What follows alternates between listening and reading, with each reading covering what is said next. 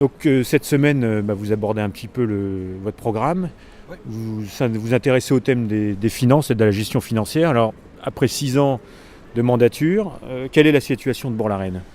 La situation est simple, l'endettement a doublé en 10 ans. Donc on a un vrai problème financier qu'on avait souligné quand on était au conseil municipal, au moment voulu, et qui a été confirmé lors de l'examen par la Chambre régionale des comptes.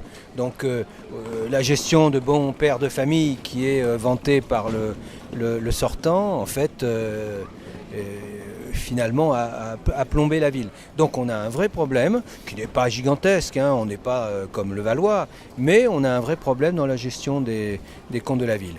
Et la deuxième question à laquelle on est confronté, c'est qu'on n'utilise pas des outils modernes. Ils sont ni de gauche ni de droite. On n'utilise pas le plan pluriannuel d'investissement, ce qui permet de savoir sur les 5-6 ans qui viennent le nombre, en gros, les équilibres, les investissements, le fonctionnement, enfin les grosses masses qui seront disponibles, ce qu'on va faire avec les impôts.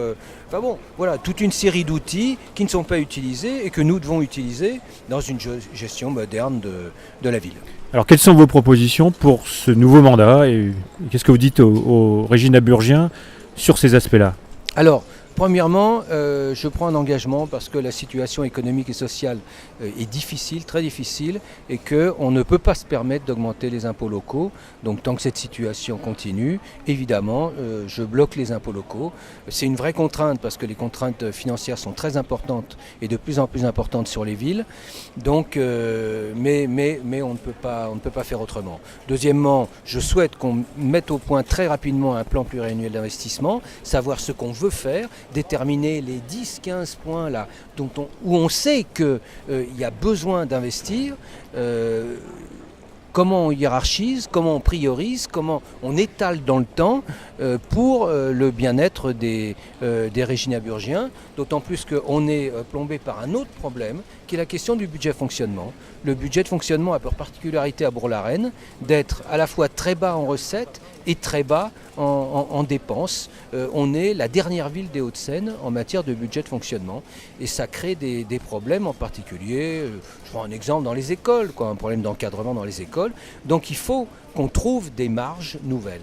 Et ces marges nouvelles, elles se trouvent en particulier, outre dans la mutualisation bien sûr des moyens, dans la réflexion dans le cadre de la future métropole de Paris, on doit trouver aussi d'autres sources de financement, et je pense à une source qui est complètement oubliée, stupéfiant, qui est l'Europe. L'Europe, on n'a aucun sou qui vient d'Europe pour ce qu'on fait sur Bourg-la-Reine, en fonctionnement comme en investissement, alors qu'il y a des lignes qui sont dédiées aux communes, qui sont dédiées à des fonds de restructuration, etc., etc. Je ne comprends pas pourquoi on ne va pas chercher ces sous. On doit aussi en chercher à la région, bien entendu.